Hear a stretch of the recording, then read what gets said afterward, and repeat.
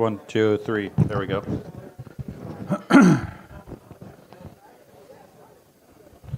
1, 2, 3, 3, 2, 1. 1, 2, 3, 3, 2, 1.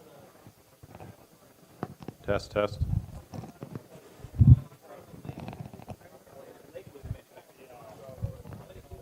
Test. 1, 2, 3, 3, 2, 1.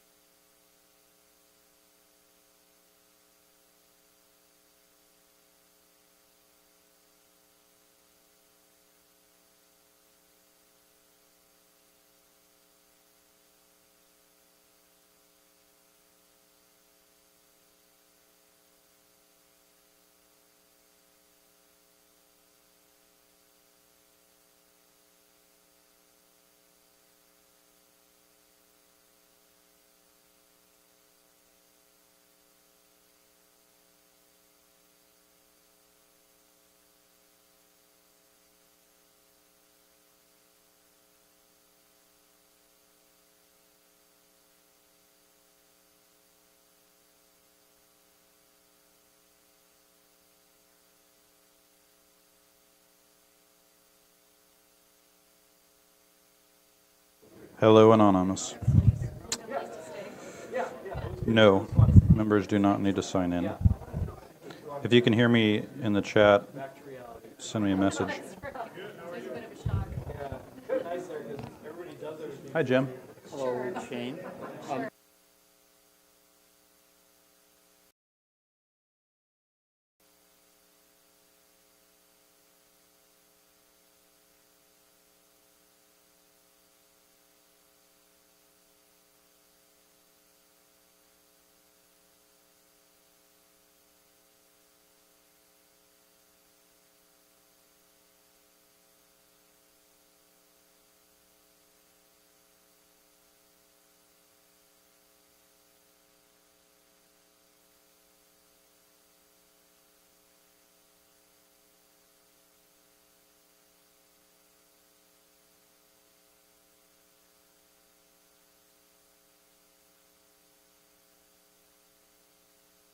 Alan, you have to sit up front. Yeah, I'm going to call on you.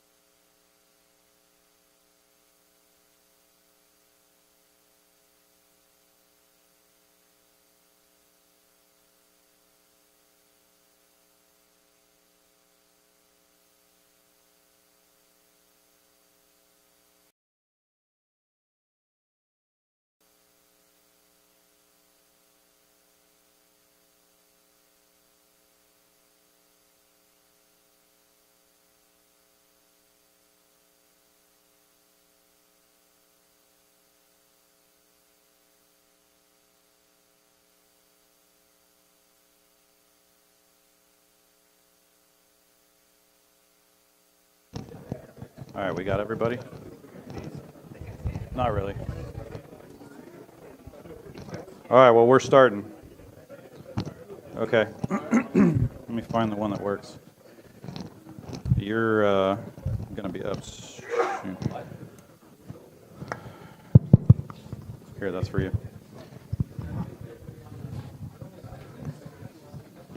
Hi, everybody. I'll ask the same question I ask every time we start one of these. Anyone, this is their first time attending one of these meetings? Yeah, thanks, Josh. Awesome. That's good. Welcome. Everyone else, you're probably not the people that this is directed at because you guys probably don't ever do anything wrong.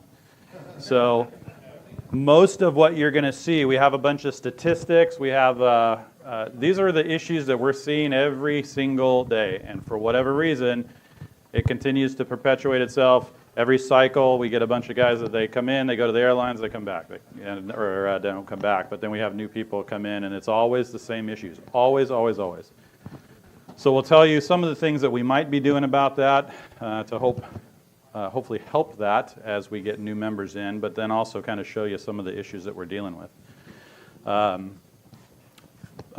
Just a side note here, I'm offering a towing service now for aircraft. So that's my truck towing what used to be one of our Cherokees. All right. For anybody that's online, or even anyone that's here, if you scan that, you can ask, if you want to ask anonymous questions and you just don't want to raise your hand, you're welcome to do it there. But that's mainly for people online. There's no Q&A tonight, so there's not any quiz or anything like that. But this is mainly for questions that might come up, and then I'll take a look at the end, especially for the folks that are online. You can look at that. All right. Moving right along. Well, I guess I should start. Shane Terpstra, Director of Safety of Plus One Flyers. Dave Eby right over there. VP Ops. Operations. Our illustrious president is in the house. So we're going to go through a bunch of different things today. But I'm going to start with Dave, so I'm going to let Dave take it away and give you some updates with what's going on in operations. Nothing. It's actually other than what we're going to talk about tonight with their statistics. It's been on the airplane front fairly quiet. Working on a potential another bonanza for the club. It's probably a few weeks off, maybe a month before that would come up. We picked up a couple of new 172s at Montgomery, new to the club. But right now, everything, fortunately, has been fairly quiet, other than what you're going to see tonight. Membership is still growing logarithmically. We're getting an average of 30 new members a month. I mean, not a month. I'm sorry. Let me rephrase that. A week. A week. We're averaging 30 a week. But we do get a substantial amount of resignations as well. So, and the same thing with resignations. It's either they bought an airplane or they're moving out of the area. So, but yeah, there's no slowdown at the world of Plus One Flyers.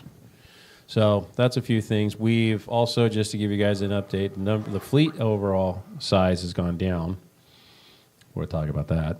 But the hours have been north of 4,000. We actually had 4,500 hours, all-time high for August. September came down to around 4,000, like 4,100, but we had some weather too. It's been hot. So it'll be interesting to see what October comes into. But we're squarely over 4,000 hours fleet per month. So we've been tracking our data. Normally, membership grows anywhere about 2 to 3% per year, which we're still on track for that. And the fleet hours have gone up about 9% per year, and that's ever since I've been here. So it just continues to grow. So take care of the planes. Shane will go over that one with you. Okay. That's all I got. All right. One thing I will note, I actually found out on Monday. Law will be fixed tomorrow. No idea. So if you were trying to get in and it wasn't opening, it wasn't you. I know at least one of you had that problem, but yeah, I'm pointing at you in the back. The tall guy next to Max. Yeah. All right. There was an article that just came out in AOPA's Club Connector a few days ago, October 15th. And it was talking about the pros and cons of big clubs. So what you can see here, I'm definitely not going to read this to you, but I will call your attention to that circled item that says most clubs operate 1 aircraft. The largest operates 15. And has, what, 52 members? And the big club, and you can see here, small club, big club, more than 50 members. So that is what AOPA came out with. Let's see what how we're doing. We currently have, well, see? Thanks for coming, folks. Let's try that again. 2,636 members. They're not also, we have there's a variety, that is every single member in the system. There's some members that are just contractors, and there's the owners that don't necessarily fly, but that's a lot of members. Yeah, owners make up that members. 217 instructors, and I think probably 50 of them are in the room here. Several of the Free senior food. instructors are in here, and they'll be coming up talking about some things that they see in a little bit here, and 69 owners. So I think we might shoot just a little bit past that definition of big club. Just to give you kind of a general idea of what the pilot breakdown is, not really surprising, most everybody in the club, most 40% anyway, are private pilots, followed by commercial, and then you can see from there. As it relates to IFR ratings, this hasn't really changed much since last year. I don't know that it is going to change very much, but you can see that most of the pilots in Plus One are not IFR rated yet. And then it goes the same with complex, which you'll see here. Complex is pretty much the same. It's actually a little bit worse. The most are not complex, well, not rated, but endorsed anyway. Possibly because we don't have enough complex airplanes. Possibly because they're expensive. I mean, let's face it, airplanes are super expensive now. And the FAA took away the requirement for commercial and CFI. Sure, and there's, for the commercial, okay, so for the, what Dave was just talking about as far as hours for August and September, this is a running total. It's a running total on the website, but this is, as of today, it's 1 year looking back. So in the last 12 months, 47,150.9 hours you guys flew in the club. We'll see how that breaks down here in a little bit. That's a lot of hours.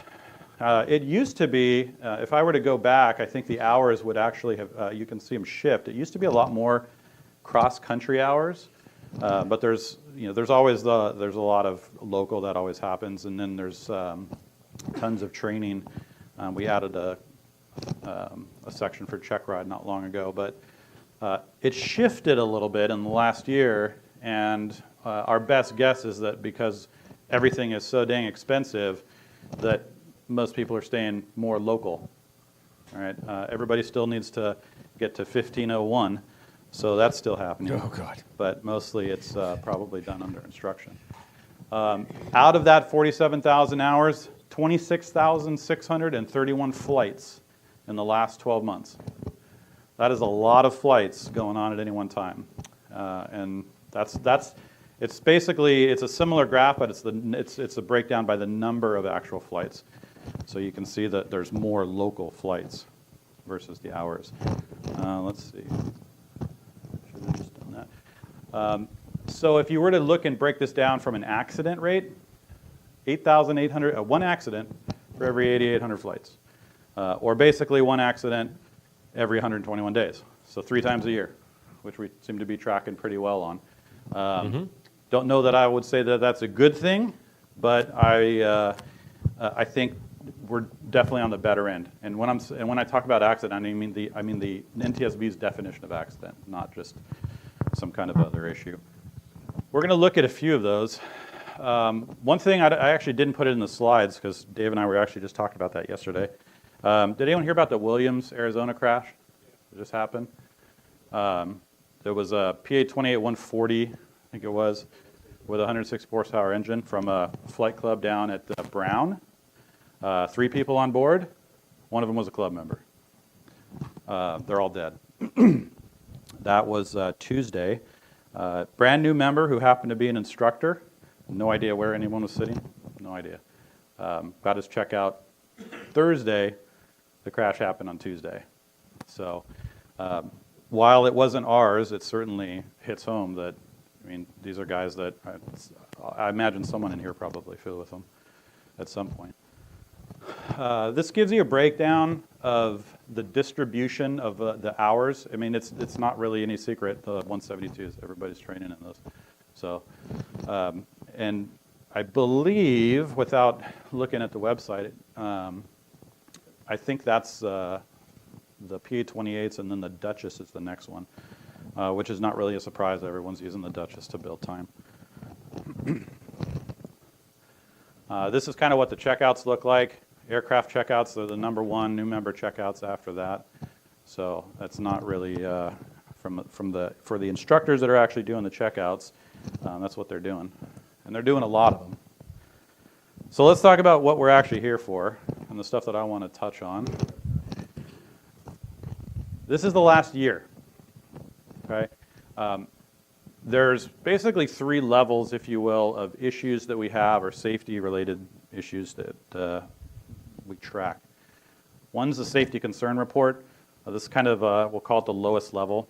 Anybody, I mean, literally anyone can open these up, including people in Alpine, people in Encinitas, people that call the Department of Homeland Security saying that they're going to send a bunch of federal marshals after us for flying low. So all of those people can file these safety concern reports. Anyone can. In addition to that, anything that's not filed, that's reported to us via email, text message, whatever, those all get reported here so we can track them. I would say that for the most part, it's a one and done. So most people, they'll get a safety report, and we'll look at some of these here, and it's, hey, you know what, I didn't know, fine, done, we move on, and we don't ever hear anything about it again, okay?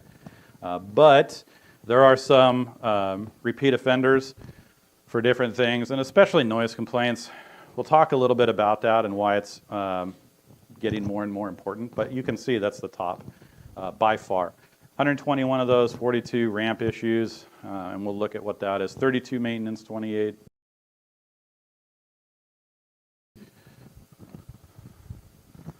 Okay. So, noise. I'm not. It'd be easier to ask who hasn't had a noise complaint.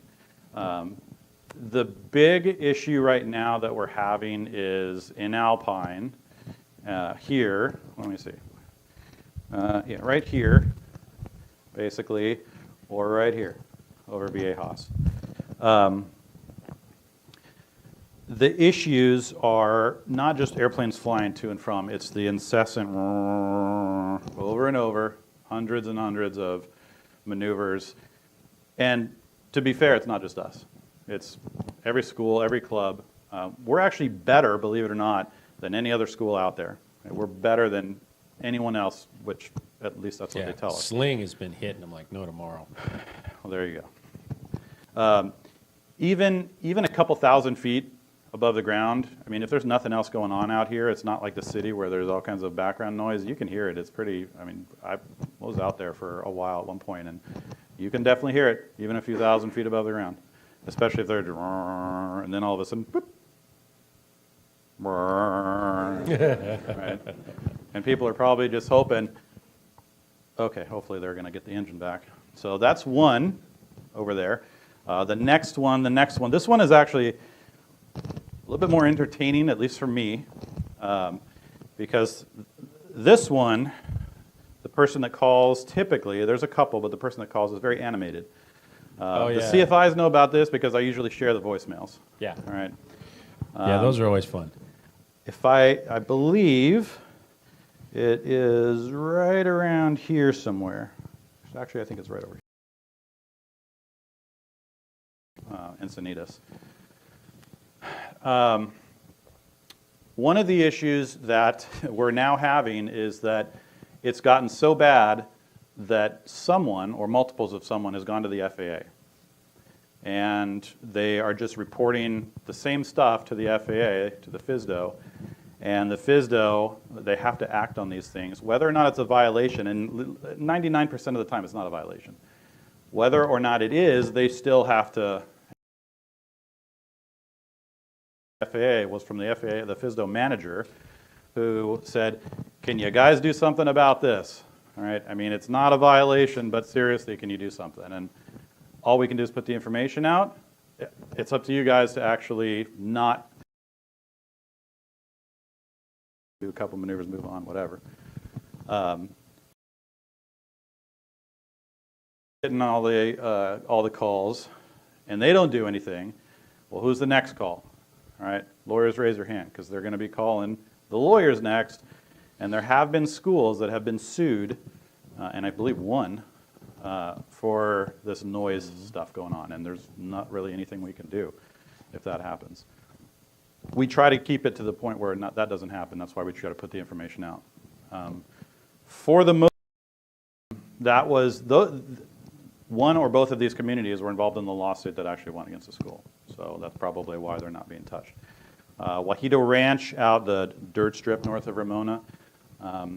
He actually is a lawyer, the guy that actually owns that place, and at least I think he still does. At one point in time, it's been a long time, but he sent a private investigator to come and talk to us, and he wanted all of your information. All right, everybody, all the schedules and everything. Yep. And we said, yeah, see you later. Yeah. So Here, you can talk to Craig. yeah, so that didn't go anywhere. This is all the stuff that happens, and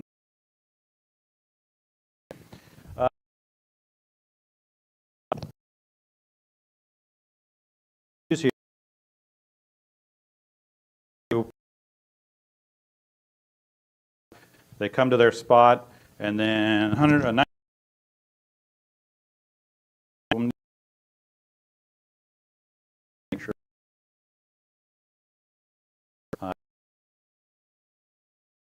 if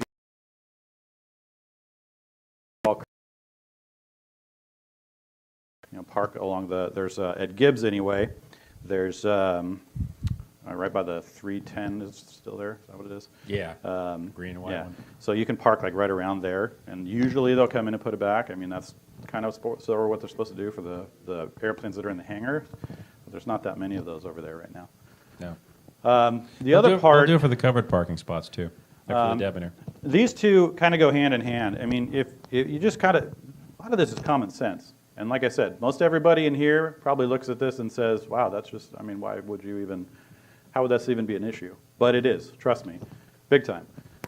Starting on the fence line, so everybody that owns really nice cars, park along that fence line there, right, with those airplanes there. You'll get a nice little, your paint job won't be as nice. Sandblasting will work good. Yep. So people are starting on those fence lines still, and in the covered areas, especially at Montgomery. And now we're starting to see Gillespie is one where we have a tie down that's closer to the hangars. If the hangars are open, people start, the ones that are facing north, start and blow all kinds of crap into the hangars. So just common sense. Use your head, all right? Just look and see what's behind you. I mean, if there's someone behind you don't like, fine, by all means, go ahead, do it. But otherwise, don't do it. Fast taxiing, I'm seeing more of this lately. I mean, probably most everybody in here has to go to 1501. So take your time. You're building the hops time, right? You're logging all of it. 1501. Not just logging the flight time, probably. So slow down. There's no reason to go fast. When you go fast, bad things happen. This is for the new members, in the new member brief. When you look at the pictures, assuming that you haven't fallen asleep by the time that we get there with that, but the picture of the airplane that taxied into the fuel truck, keep in mind that the fuel truck had been parked there for probably 10 minutes. The person pulled out of a parking spot, saw the fuel truck, and just drove right into it.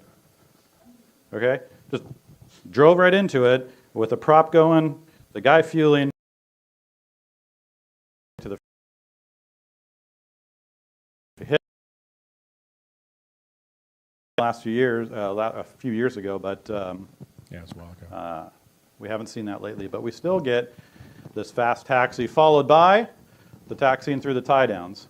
Oh. Usually at Montgomery, And then next thing you know, someone pulls in, and then they stop and turn their engine off, and then the person's just sitting there with the engine running and says, screw it, I'm going to go around and through and whatever. So we have chocks in the way. We have tie downs that are a problem. We have really terrible asphalt there. All right, so those are the things that may cause you to have a bad day if you end up with a prop strike. It's just not. It's not worth it. It's not worth it for $14. I mean, especially with a carbureted engine. If the guy's going to be there for a while, just turn it off. I mean, some people have probably seen me do that. If I'm stuck, I'll just turn it off and just wait a couple minutes. Fires right back up, almost like push button start, which you'll actually hear about in a few minutes. That's coming. CFIs know what I'm talking about. So those are big issues there. Dave. Not necessarily the bus runners, but I see every day people bouncing about 1,500 people. Yes. Warm them up. Yes. Those are the same people that probably have auto mechanics that really love them because you drive with the gas and the brake on at the same time. Brakes are better when they're warm. Yeah. What I tell everybody that I fly with, if you're using the brakes, then you should have no power, unless you're in turn. I mean, it's the Cessnas especially, you don't need brakes. Like for anything, basically. You just don't need brakes. This is a big one. We're working towards something here. Big crescendo at the end. Overflown ADs is becoming more of an issue. There's a reason the information in Schedule Master exists. We'll talk about that toward the end, about some of the new things. ADs. Last night, as a matter of fact, I talked to someone who happened to be an instructor who had overflown an AD. Oops, sorry, I did that. Yeah, I mean, hey, it's not my problem. It's your problem if the FAA shows up and realizes that that's what happened. So there's a reason why we put all of this data out for you guys, and it's not just because. The same goes for the open discrepancies. Now, this one is, I've said this many times before, instructors that I've talked to will have heard this before. Airline pilots know exactly what I'm talking about here. If you have anything at all that's a discrepancy, it doesn't matter what it is. If you put anything in that system that says there's an open discrepancy on the airplane, there's got to be something that says it's been returned to service. That's it. That's very simple. So whatever it says, something that's returned it to service. Otherwise, there is an open discrepancy on that airplane, and you can't have that. Okay? So if you see squawks, you can go in and enter a note, and I know that a bunch of people do that now. Actually, I know one guy that did that recently, and says, could not duplicate, return to service, could not duplicate, or not required by 91205, or whatever regulation of the situation is. I can't talk to all of them, but there has to be something that's addressed. If there's a question about that, talk to one of your instructors. Talk to an instructor, call the owner if you need to. I would say call Dave, but he's not going to answer your call. So you can try to call me, and I'll just forward it to Dave. Email. But, send us a text, try to. I mean, we'll try to help you out. If it's like right now, then it might not happen, but you gotta return that airplane to service. You can't have an open discrepancy. You can't have that. Followed by, you go out on a nice flight. So you do your pre-flight and say, yeah, there's a bald spot there. That light didn't work. All right, I'm going to go fly. Nothing, don't put anything in the system. You go fly, you do your nice cross country, you come back. All right, this thing's grounded. We got a flat spot and we got a bad bulb. So you just screwed the guy behind you that's flying the airplane after you, and you flew with a known discrepancy. Both are bad things. And some people actually will go in there and say that they flew with a known discrepancy. So if I'm a lawyer looking at this saying, wow, okay, well, that's a big problem. You flew with a known discrepancy, and then you squawked it afterwards because you didn't want it to affect your flight to Catalina. All right. If there's a discrepancy and you're going to squawk it, then squawk it or have it fixed. Okay? Don't go do your flight and then come back and, hey, now I'm going to, I don't like the guy flying after me anyway. So the other one that we see less often, but I know it's probably someone in here, and I can't remember which plane it was.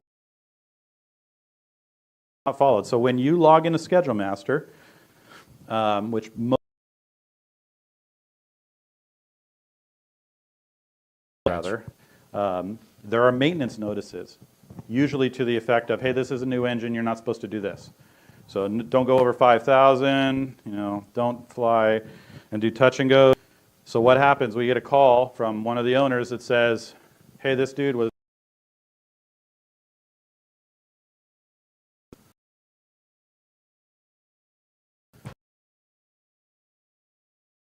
many times. Read that stuff, because at the end of the day, if it comes back to you that you're the one that overflew, or flew something that you shouldn't have, and we find that there's damage to the engine, then, that's going to come back to you, Bruce. I didn't know.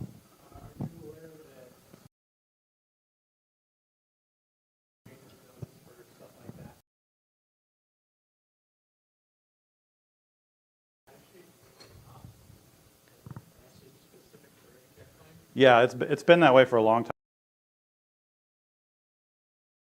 The owner can, or anybody, information in on that tail number. And Talisha goes through that in depth in the briefing. Okay, so there shouldn't be, just look at the notices. Log in a schedule master before your flight. Hey, look at the notices.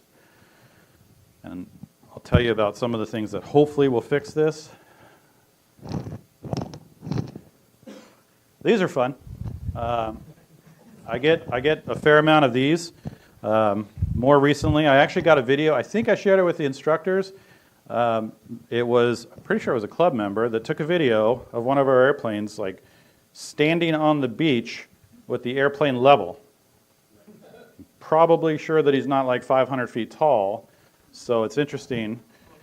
We don't want to try to over-regulate, okay? We're not the federal government here. We'll leave that to them. They do a pretty good job about that now. So we're not going to try to regulate every possible thing that people do or don't do. But generally speaking, if you're flying 50 feet along the coastline, you're breaking an FAR.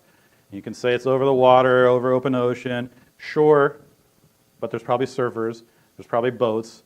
You're probably not within 2,000 feet or over 2,000 feet of them. And as with every single thing that the FAA has with the regulation, there's a careless and reckless clause. So at some point in time, somebody can just say, careless and reckless. There's no way that you could have not damaged or hit somebody or something if you lost your engine. And seriously, 50 feet, you're not going to be able to even respond in 50 feet. All right, so. And we find this stuff out on Instagram. Facebook. No, that's coming. I know that one's coming too. That one's coming. I know where you're going. Yeah. Everything has ADS-B now. And we're not, trust me, neither of us are sitting here looking at a computer looking for airplanes. We get these from idea. That's a good. Matter of fact,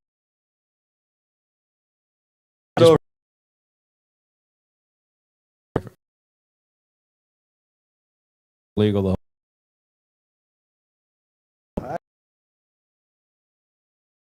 we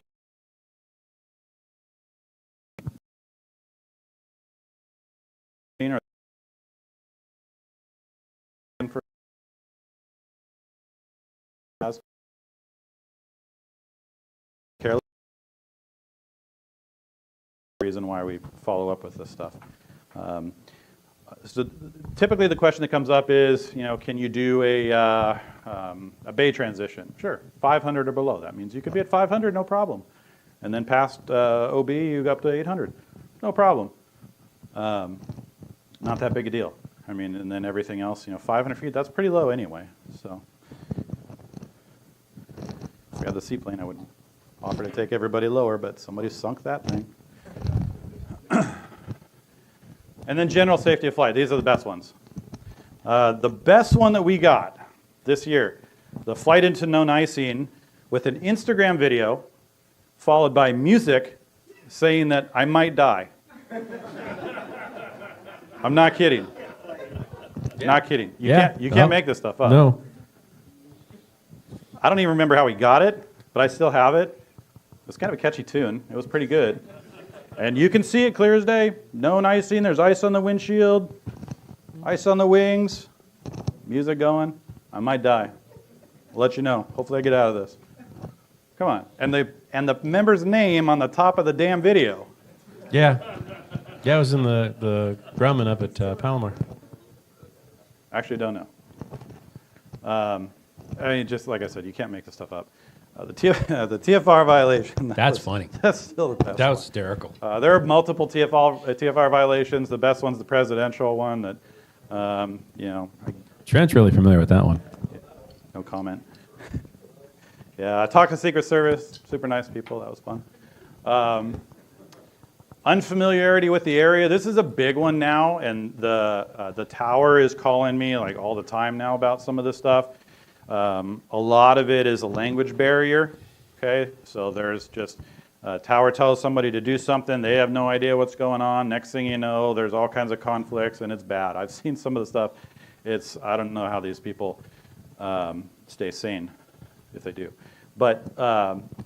That's a big one, and just in general, the folks that are flying around, what your takeaway with this should be: if you're not an instructor, even if you are and you're new to the area, go fly around, go up with somebody that knows the area, get to know the area, because there's a lot of stuff going on around here, and if you're at Montgomery at any given day, especially days like today, there's airplanes everywhere, where they shouldn't be too. Okay, so we see that a lot. The systems knowledge. I'm not going to beat this to death, right? Push.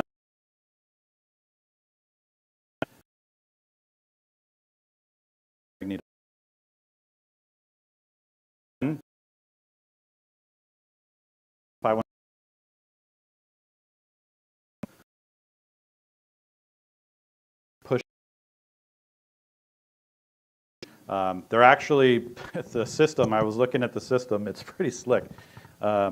It's push to start. It's theory. My understanding is that your mag drop might be like 10, if that. Yeah. Sometimes like 0 if it's running really well. So I imagine that we're going to see 100 squawks in the first 60 days, no mag drop. No mag drop. No mag drop. All right, so you got to know your systems. And the flip side of that is another one, 4922 Delta, also has electronic mags that has a switch. And there's placards all over the place that say, you got to turn this on before you turn the master on, and you got to turn this off after the master's off. And what do? Dave found somebody that, oh, yeah, I don't know. I didn't know about that. Okay, well, that's great until you lose your electrical and you have no backup battery, and then your engine dies, and you wonder why your engine dies when you're at night flying somewhere. So you got to actually read the stuff that's posted all over the place. I mean, I know reading is not super fun. Departing with a couple instructors, I think you were one of them, and we were going out to the desert to do some training. And we flipped over to SoCal, and I was listening to the frequency, and then I just hear this, like the tail end of some weird stuff going on, and SoCal was yelling at somebody because they were coming into Gillespie, and they had to do a missed approach, and so they turned right on the missed approach into the clouds toward the mountains, okay? And I'm hearing the end of this, and I'm thinking, this doesn't sound good. So they switched us over to a different frequency, and I told Jeff I think Jeff was flying or somebody was flying, and I said, hey, you fly, I got to listen to that, I got to see what's going on, because I know that airplane, I know that's ours, I got to make sure this guy actually lands, because I'm texting him saying, hey, be ready, because someone's going to die here tonight. I mean, that's how bad it was today, whatever day it was. I was in front of the computer. So I finally heard him come around. They came in and they landed at Montgomery. So the TRACON officer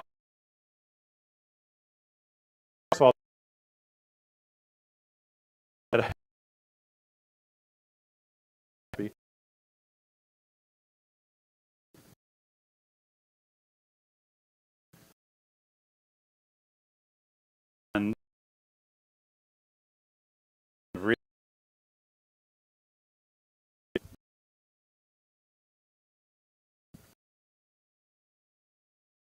cool.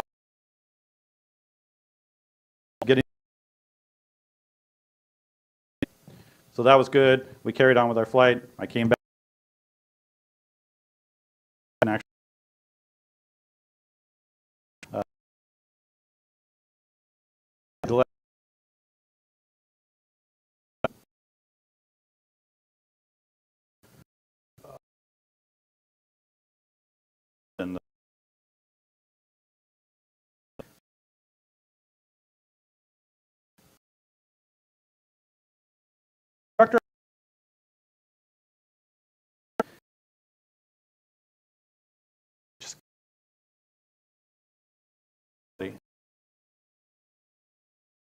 that. I had to do an investigation on that, pulled all kinds of information. When we had the meeting for the reinstatement, and I'm not kidding here, the person said, well, I'm doing IFR training. I've done 6 approaches and landings.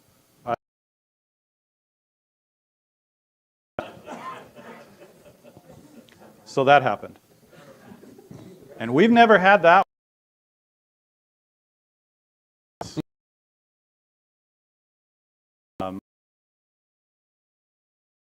Because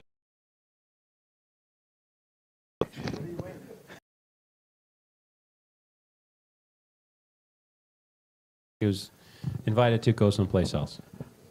Coast Flight. I'm not sure, actually.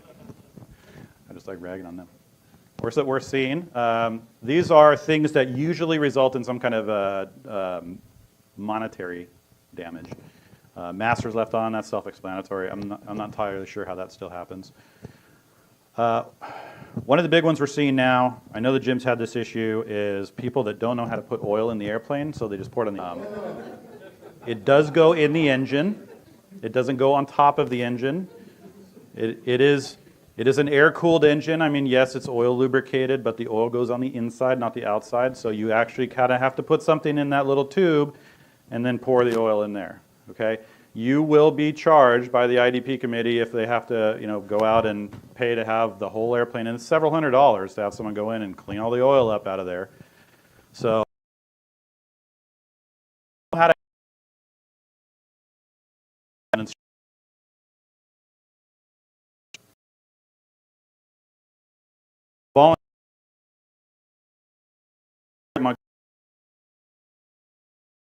you somebody will, that's an age-old thing. Again, back to my original statement, don't use brakes, all right? Now, when I say that, and out after they landed, Shane said don't use the brakes, but seriously, I know you don't need them on a PA-28 because they forgot to clamp mine down, and I landed, and my brake was just hanging off, and I didn't go off the runway or anything else, and it was fine. So you don't need to use brakes. All right, blown tires are usually, well, almost always just poor landing. Now we saw a bunch of issues with bad tubes, just the tubes were bad. Fine. There's nothing, I mean, we know about it, we'll find out about it, it's not hard to tell, and then no issues and you guys are fine. But if we see a giant cord showing or a giant hole, then yeah, that kind of is indicative of a off. Wheel pants on it or not, if you're not rolling the airplane out and looking underneath it, then that's probably where the owners and say, hey, I don't know about this. There's either cord showing, which is pretty much a grounding item, or call somebody, right? And that goes just for anything. If you squawk something, what was that? What was that? Oh, it was nothing. It was actually not an issue that we see.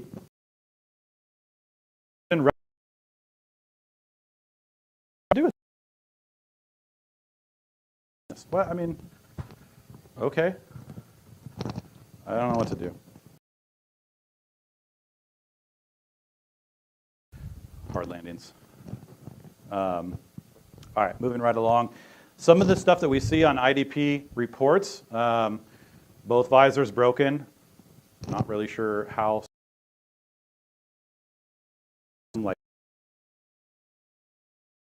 Pressure's good, a lot's better. Control lock missing or departed the airplane. Kudos to the member that brought it back. Took off at night in the Diamond. The back door popped open and then ripped off. Right, at night, IFR, by the way. Came back, landed the airplane, no problem. And actually, Diamond, apparently, it's such a good design that they actually. So, probably hit a whale.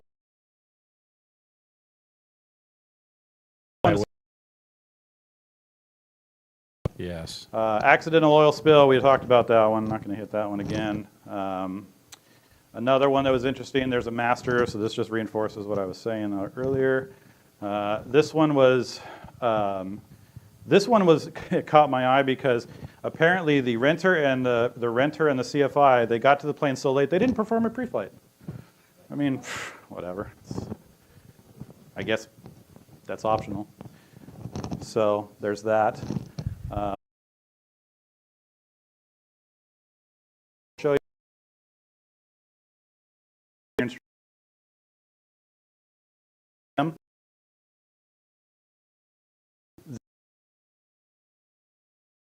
Might have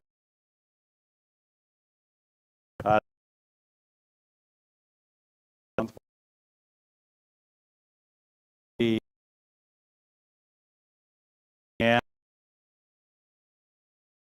kind of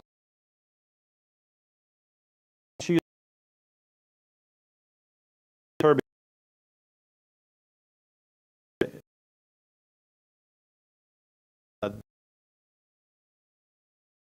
you can see, so this is the runway right here. If somebody can explain to me what kind of a pattern that is, there's nothing wrong with the airplane, by the way. There's nothing wrong with the airplane, there's nothing wrong with the engine, there's nothing wrong with anything. So this is the pattern. This is the runway.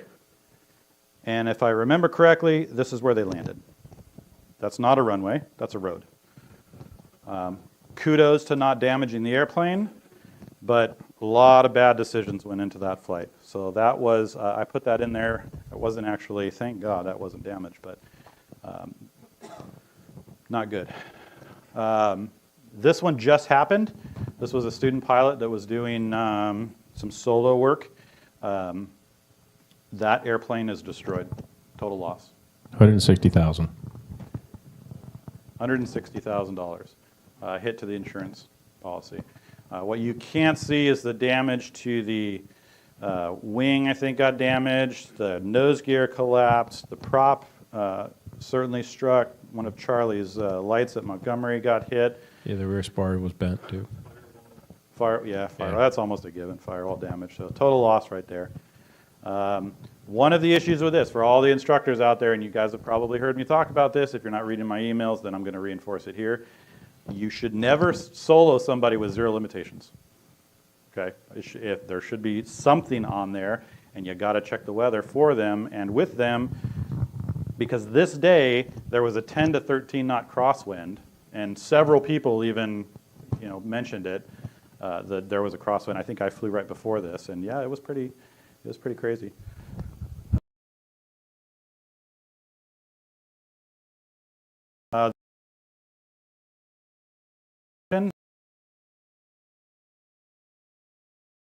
The Cal started, was it 4? 4. The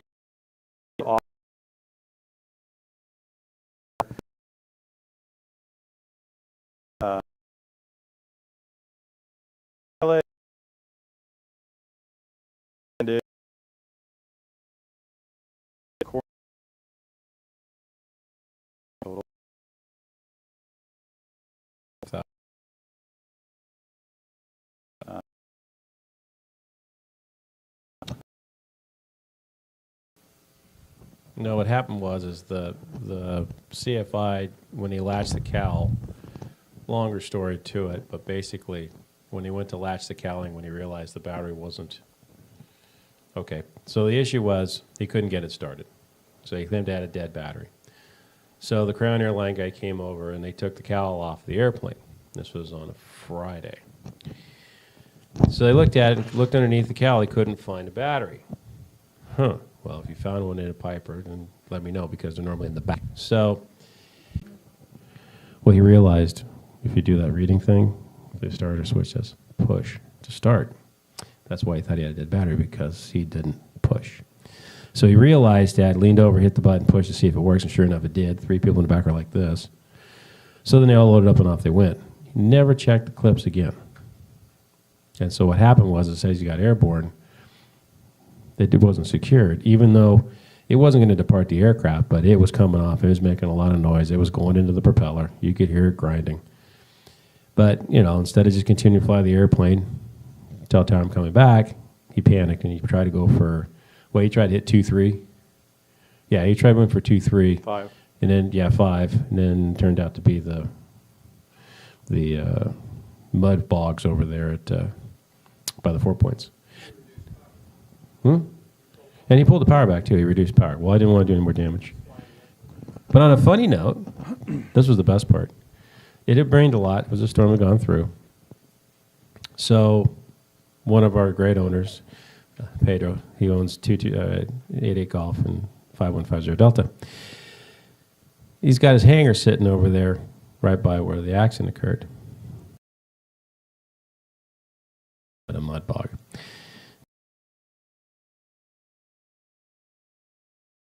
He obviously didn't look injured. And so, no, we're going. And they went out there, and that big old tractor trailer fire engine, all the way to the frame.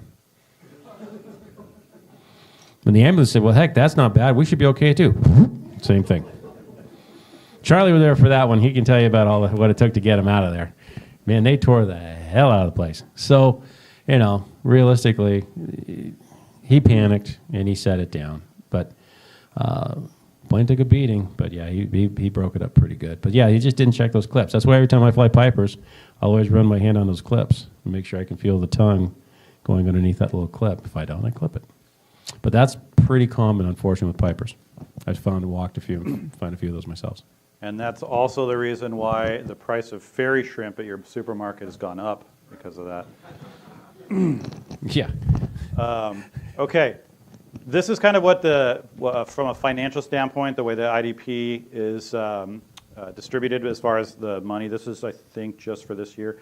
I just call your attention to the excessive wear and tear. It's a huge chunk. That's directly funded by your dues that are paying for this stuff. And we're talking excessive wear and tear, like damaging the rosin visors, or just throwing stuff in the airplane, or taking your bicycle out of 210 Bravo X-ray and banging into the GPS screen. With the handlebar and smashing it. That was years ago, but Yeah. that kind of stuff. So that's excessive wear and tear. That's a big majority of this. And that's where the 1% came from that you see in the closeout. It's like, it goes to fund the club. No, it doesn't. It's funding IDP because the belief was if these people are wrecking it, then they should have some skin in the game, and that's where you see it come from. All right, last couple things here. $23,000. That's what we spent from July to October from the IDP. Roughly 200, and I'm sure that number is going to change. Yeah, I got in a 20 insurance claims. I got a 20,000 IDP coming. So just so everyone, if you're not familiar with it, the insurance runs from February through January, and then the club budget runs July through June. All right, so there's a difference there, but our policy is up in a few months, and we're trying to keep as much of the damage we can kind of sort of internal as much as we can into the IDP so that there's no more insurance increases, which that would then indicate that prices of airplanes would go up. All right, so what are we doing about some of this stuff? This has been out for a little while. I think everybody's probably seen reservation messages 2 hours prior to your reservation. You'll get a text message with some weather and squawks. How many squawks? There are 0 squawks. See that? And also maintenance status sheet. The maintenance status sheet is updated once a day. It's updated at, I think, 2 o'clock in the morning for every airplane. And as of yesterday, has anyone flown in the last 24 hours? Okay, so if you've checked your email, you now get this handy, hopefully, little brief that has all kinds of information. All right? The tail number, the web page directly for the tail number, which has got information, your reservation start and stop time, so hopefully you don't actually show up at 2 o'clock. You're stuck in Mammoth because you can't get your airplane started because the right engine's broken. Good boy. Then you can call the next owner, or the next renter, and you can say, hey, I'm not going to make it back. All right? You don't even have to go to Schedule Master. Just go to your email.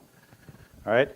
If you wreck an airplane, excuse me, assuming you've talked to authorities or whoever, or even you haven't yet, that's an ops emergency number. That goes to all of us. Well, first of all, it's a voice queue, and it will go to Dave or I, and or Greg sometimes, if, I think it's 9 is the option for ops emergency. Yeah.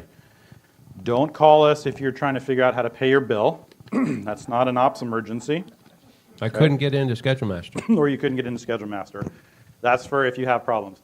If you make contact, so first of all, if you do damage to a club airplane, that's it. You should be making, aside from the authorities that are on site, make that call first, okay?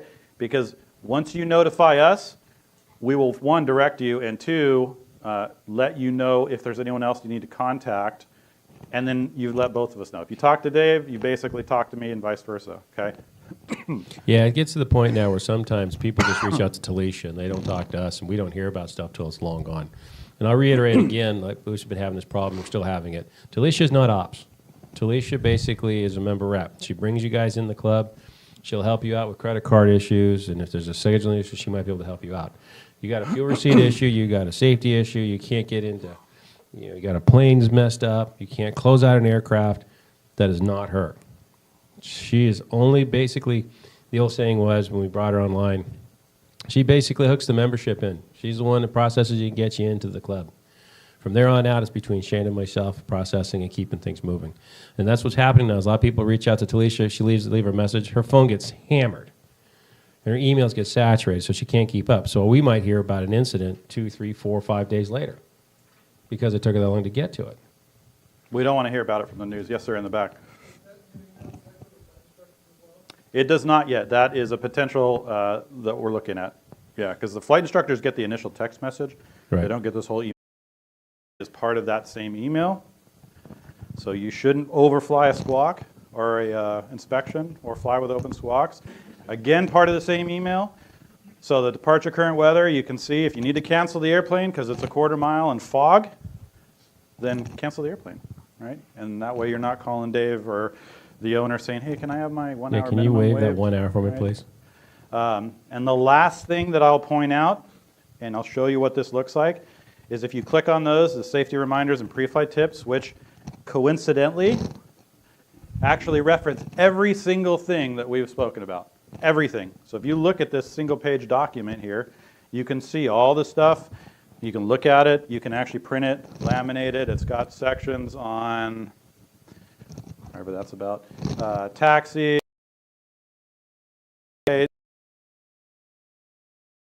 Look, that's kind of interesting.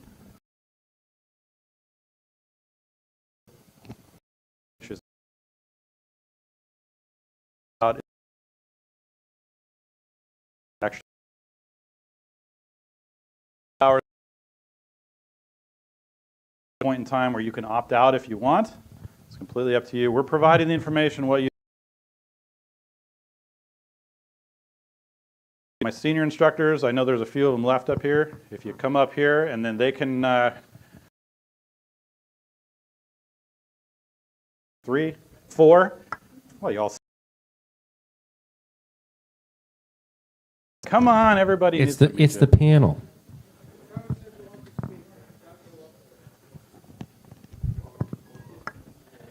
Everybody knows who you guys are anyway.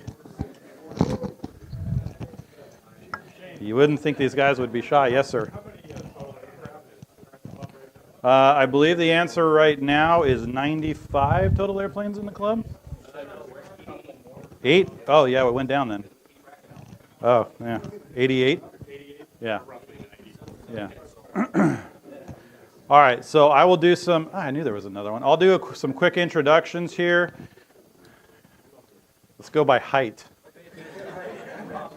Just kidding, I'm just kidding. Josh Musoki over here. Dan Davis. Dan's been in the club a long time. Same with Rob Mai here. Travis Phillips and Max Moore. So I'm just going to pass the baton here. Let them, they do a lot of CFI checkouts. They do a lot, well, they do all of them, between all of them. And they do a lot of student pilot checkouts. Coincidentally, we're seeing a drop in the pass rate for the initial student checkouts. And I'll let them explain why.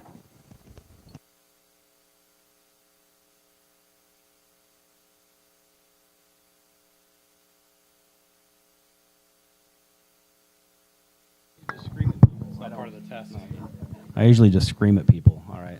I'm going to kind of keep it more general with what I see. I'm going to bring it back, mostly CFIs in this group right now I see. I'm going to go back to the 4 fundamentals of learning. Rote, memorization, understanding, application, and correlation. As a good reminder, we need to teach through the application phase. You just need to not teach a student how to do something and then expect them to go do it and pass a check ride.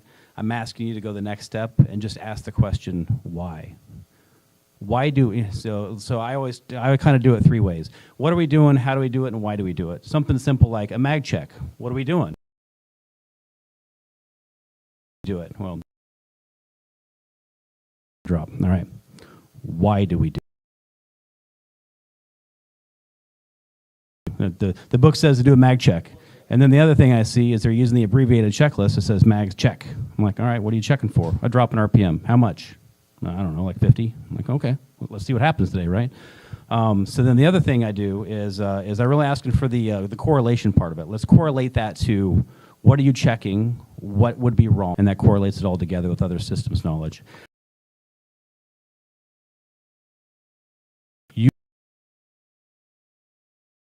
You did.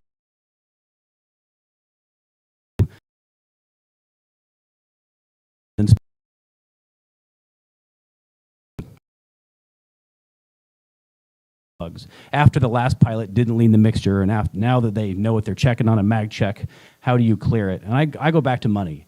If you could just spend the 1 minute to clear plugs, and you can go fly, you just save that owner, I don't know, $500 worth of lost rental maintenance fees to get those plugs cleaned out.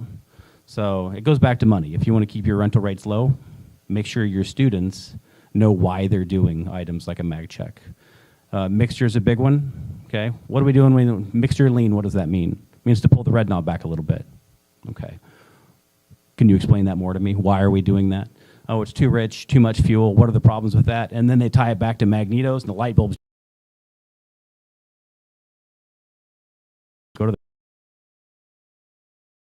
It'll be a better instructor. They'll be better students. Everybody passes and they're way happier in the end. So. All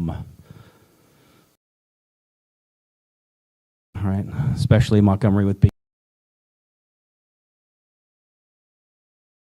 But yeah. How? That's what you got to ask. Why you got to do it. I agree with all of that. I do a lot of solo evaluations, reinstatements, CFI checkouts, things like that, just like the rest of these guys. And for a solo evaluation, I'm just observing. I'm not there providing instruction, right? So I found when I was a new CFI that I would jump in and help the student, right? I would help them fix the squelch. I would help them go to COM2. I would help them do these things.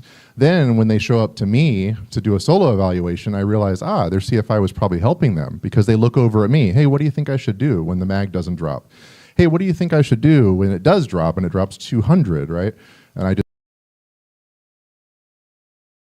And then I get the rap that, well, Travis was very strict with me. No,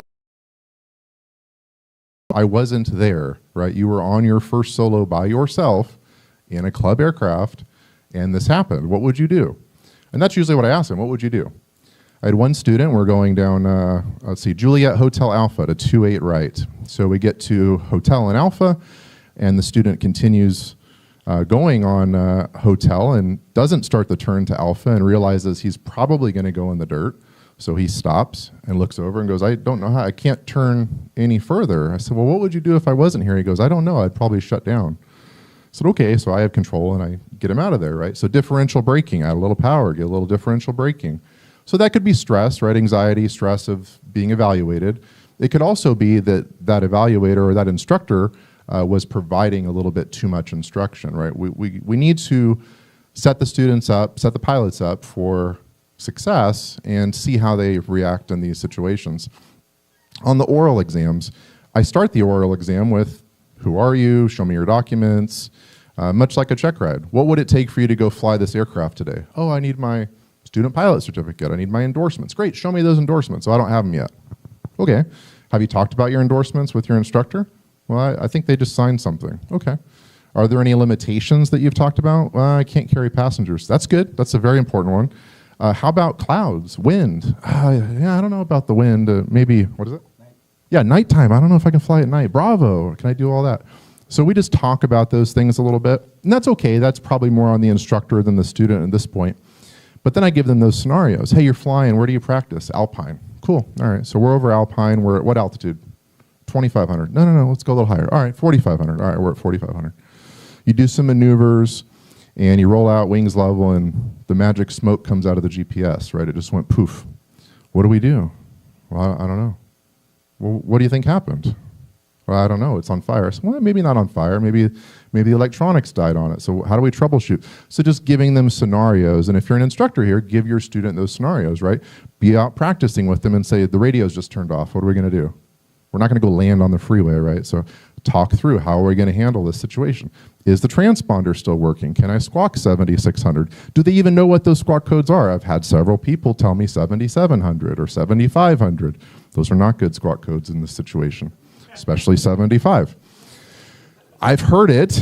It's funny, but I've heard it, and I've heard people say that. So I give scenarios. That's what the ACS is for, right? It's risk management scenarios. It's not rote. We're not testing to the rote level.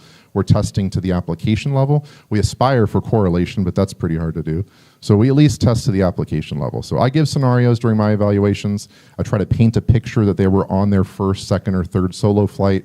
They're in a practice area and something happens to them. How do they get back? Right? They land and the brakes don't work. Or one of the brakes works. We've had Andrew had land. His brake pedal, the cotter pin came out. That pedal went all the way to the floor. What do? Do we put it in the dirt? Or do we just land on speed, on profile, aerodynamic braking, roll to the end of the runway? There's some options. So anyway.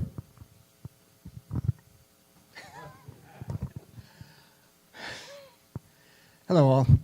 Kind of to reiterate what Max and Travis said, scenarios. I do several scenarios with students. I like to pick on the electrical system, maybe because I did 20 years in the Navy and that's all I know. One of the things is you lose everything, electrical and your once you lose your alternator and your battery, coming to landing, what's one thing you don't want to do? Cessna guys, especially. Pipers, not so much. What do they forget to do? They're asking, what don't you do on landing?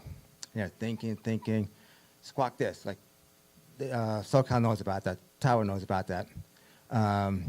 You know, and it's basically, does anybody know the answer? No flap landing. There you go, no flap landing. So my next question is, okay, have you ever done a no flap landing? Okay, and a lot of these students, they say, oh, I've never done a no flap landing. I'm like, guess what? We're doing a no flap landing. Okay, other things like we covered on earlier, what Shane was talking, discrepancy reporting. If you know something's wrong, okay, and a lot of these students don't know this, maybe the instructors don't tell them, or they do it for them, is who are you going to call first?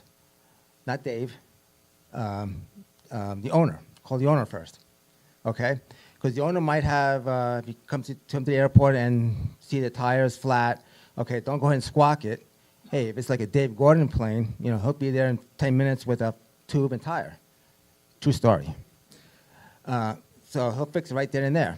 If it's like 4 o'clock in the afternoon on a Saturday where everything is closed, yeah, you may squawk it and call everybody on Sunday and say, hey, plane's down.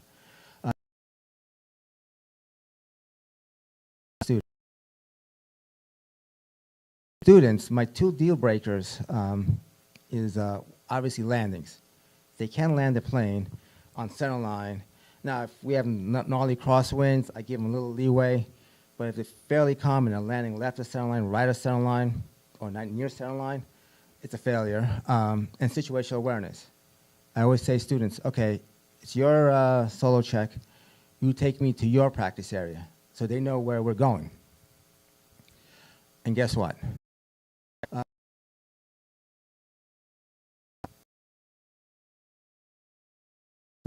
A lot of the CFIs we get, especially out-of-towner CFIs, don't know systems, don't know the airspace around here. And here we have a lot of Bravo. Okay, so like I tell students, if you don't like yourself, I don't see you flying into a mountain, but I do see people clipping Bravos. So that's kind of like our main concern. When we clip a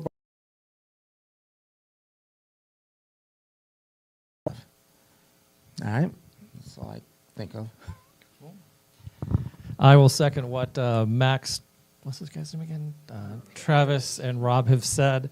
I'd say two of the biggest deficiencies that I see in the pre-solo checks and the CFI checks is the determining of airworthiness and also the dependency upon technology. I've had recently, I asked a CFI candidate, so how do we know this aircraft is airworthy? And the answer was, well, if the airworthiness certificate's in the airplane, then it's good to go. I've had student pilots say, well, it's on the line, right? So it's got to be good to go. So we need to sort of pay attention more as to how we do determine airworthiness. And just as someone who teaches frequently, I always check the airplane the day before because you never know what's going to happen that last, that last flight of the day. I check it in the morning to make sure nothing's happened overnight. And that way you aren't making an unnecessary trip to the airport. So it's really a time saver. I'm kind of lazy in that respect. Want to go to the airport if you don't have to. So again, just, like I said, with determining airworthiness, make sure the plane's really good to go and then take it further, just what we covered today. Don't overfly ADs. If there's a maintenance issue, don't fly a plane that's really broken. With the determination, the other deficiency was technology. I'm a big technology person. I love my iPad. I love my phone. But I can't tell you how many times I've done a student pilot checkout or CFI checkout and their iPad has failed. And it's like, okay, so your phone's failed. What are you going to do? I said, we'll just pull out that chart. They don't have one. It's like, okay, well, let's just work the GPS. They don't know how to work the GPS.